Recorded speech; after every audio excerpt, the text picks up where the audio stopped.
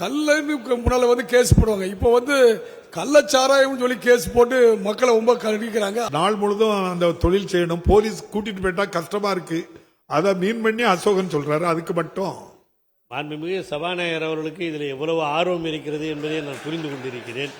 ஏன்னா அவர் பகுதியில் இந்த பனை மரங்கள் அதிகமாக வளரக்கூடிய இடம். மாண்புமிகு பேரவைத் தலைவர் அவர்களே, ஒரு காலத்தில் இந்த பனங்கல் தென்னங்கல் எல்லாம் மரத்தில் இருந்தே இறக்கிட்டு இருப்பாங்க.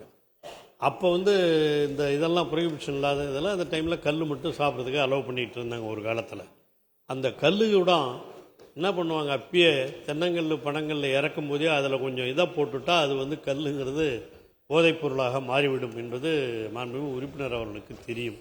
அதெல்லாம் இருக்கக்கூடாது, தடை செய்யணுங்கிறதாக தான் அந்த இது இப்போல்லாம் எல்லாமே கிட்டத்தட்ட எல்லாம் கிடைக்குது. அதனால் இந்த பனங்கல் தென்னங்கல் இதெல்லாம் பெரும்பாலும் அதை பனையிலிருந்து இறக்கும் போது அது கல்லாகாது, பத நீர் தான். அதான் பத நீர், அதுக்கு அனுமதி வேணும். சொல்றேன் பதநீரை தான், அந்த பதநீரை தான் நான் அதை தான் சொல்ல வரேன். பதநீரை தான் இப்போ அப்பயே அந்த காலத்திலேயே சொல்கிறேன், பதநீரை இறக்கும் போது அதில் கொஞ்சம் கலக்க வேண்டியதை கலந்துட்டா அது கல்லாயிடும். பனங்கல் தென்னங்கல்னு தான் அந்த காலத்தில் கிராமப்புறங்களில் விற்பாங்க. அது மாண்புமிகு உறுப்பினர் அவர்களுக்கு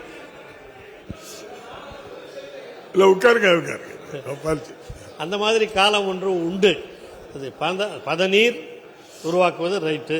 ஆனால் பதநீரை அந்த காலத்திலேயே அப்போல்லாம் வந்து ப்ரொஹிபிஷன் இருந்த காலம், அப்பயே அதை வந்து கல்லாக்கிட்டாங்க. அந்த மாதிரி இருந்த காலம் உண்டு. ஏன்னா நானே எங்கள் வீட்டில் தென்னை மரம் பனை மரம்லாம் வளர்த்துருந்தேன் நான். அந்த மாதிரி ஒரு காலம்லாம் உண்டு. இப்போ அதெல்லாம் இருக்கக்கூடாது. அந்த மாதிரி வேறு விதமாக அதை பதநீர் என்று சொல்லிவிட்டு பனங்கல்லாக தென்னங்கல்லாக மாற்றக்கூடாது என்ற அடிப்படையில் தான் அதையும் அந்த பதநீர் தொழில், பதநீர் மட்டும் இறக்குறவங்களுக்கு போலீஸ் எதுவும் கெடுபிடி இல்லாம இருக்குன்னு கேட்டு பதநீர் இறக்குறதுக்கே இப்போ வந்து பணங்கள் உரிமையே கேட்கறாரு. உரிமையே இப்போ இல்லை, அது மாதிரி இது பண்ணக்கூடாதுங்கிற உரிமை கிடையாது, அதுதான் கேட்கறாரு. அதற்காக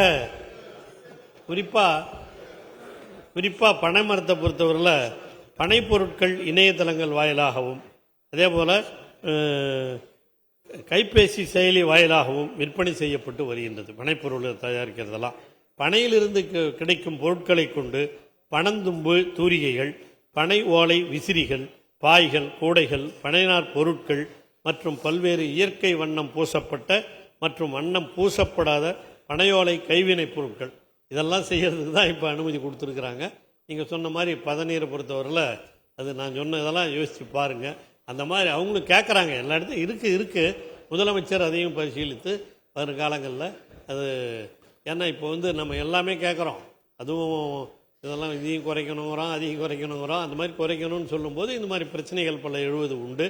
அதையெல்லாம் கவனத்தில் கொண்டு முடிவு செய்யும். அசோகன் பேரவைத் தலைவர் அவர்களே, அமைச்சர் சொன்ன மாதிரி நீங்களும் சொன்ன மாதிரி பயணியாக இறக்கும் போது சில நேரம் கல் ஆகுதுன்னு சொல்றாங்க. ஆனா கல் ஆகிறது வந்து நம்ம தப்பு கிடையாது, அது இயற்கையுடைய சீற்றம்.